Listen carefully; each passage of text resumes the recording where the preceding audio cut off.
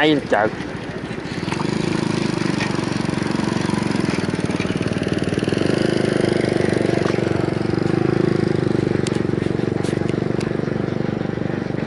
Rớt còn chưa hay nữa.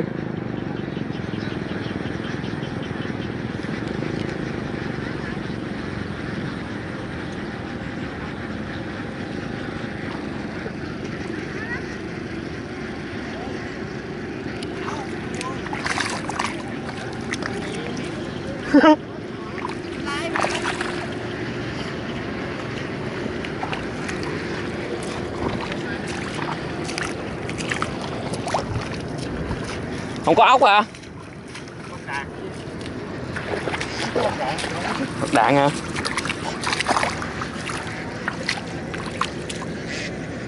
Rớt bật đạn luôn phải không?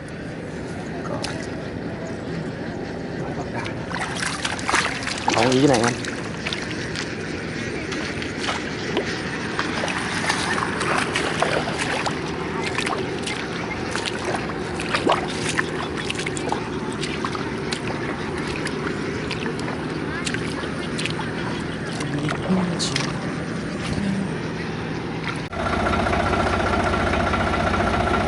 Chỗ nào trời? Nó chỗ cái đó đó.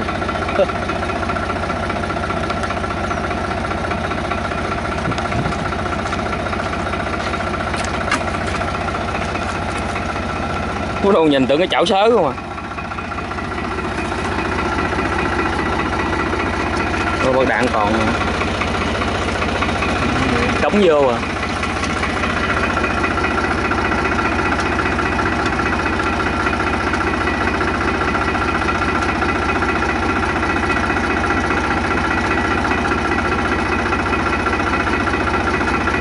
Bỏ chậu vô bự ghê ta.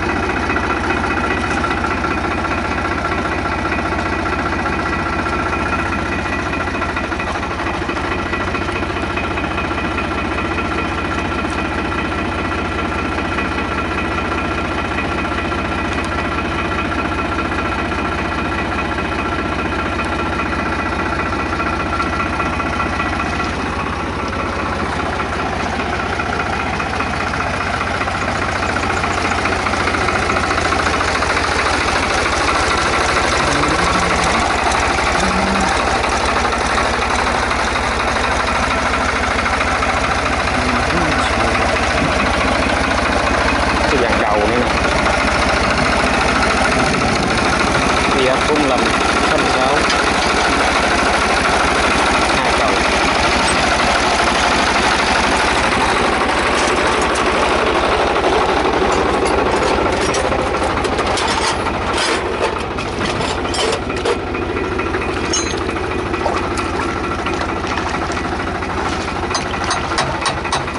Dĩa này mình dĩa canh nữa.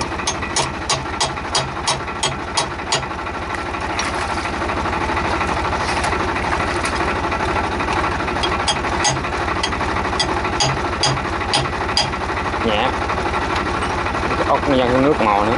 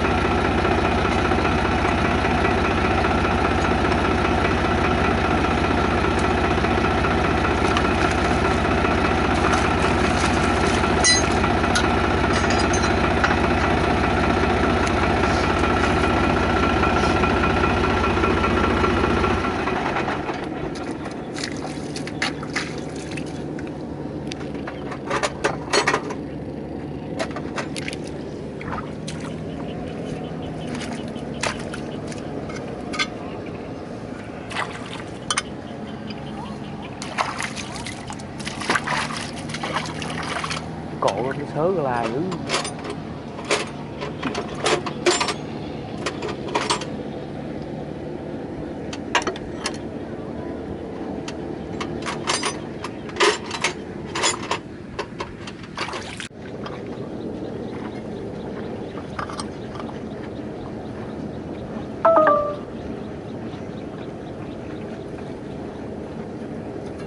Dĩa này dĩa cam hả anh? Này bánh lái. Mình lá canh chừng nữa.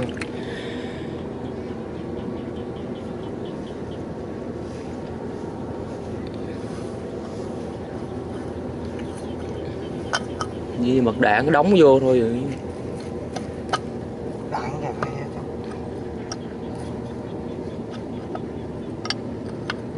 Ở phe mặt trong hả?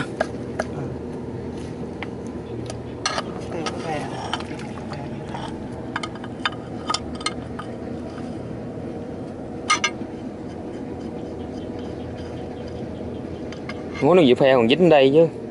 Cái văng cái đó ra luôn là rớt phe luôn rồi. Cái phe này nằm trong là chịu 2 Nằm đây nè phải không? chịu 2 cái mặt đạn. Rồi cái phe này gài cái chảo riêng.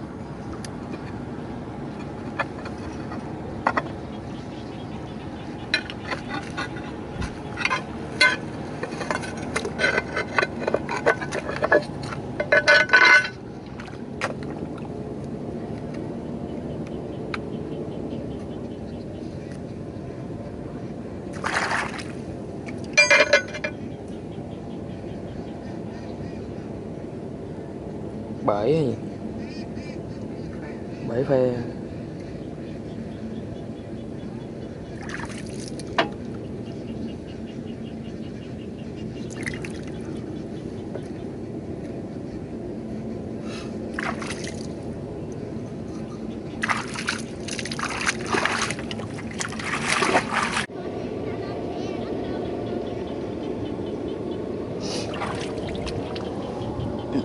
Sao này?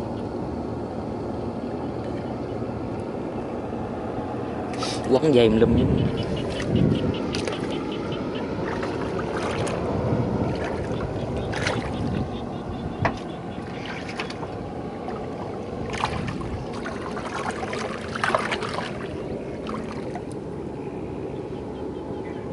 Bỏ đạn nó lái ngoài luôn rồi. Nó lái á. Bỏ mặt đạn rớt ngoài luôn rồi. Nó, cái bánh lái cục đắp bờ mình á. Nó gãy phe rớt ngoài luôn rồi. Rồi sao?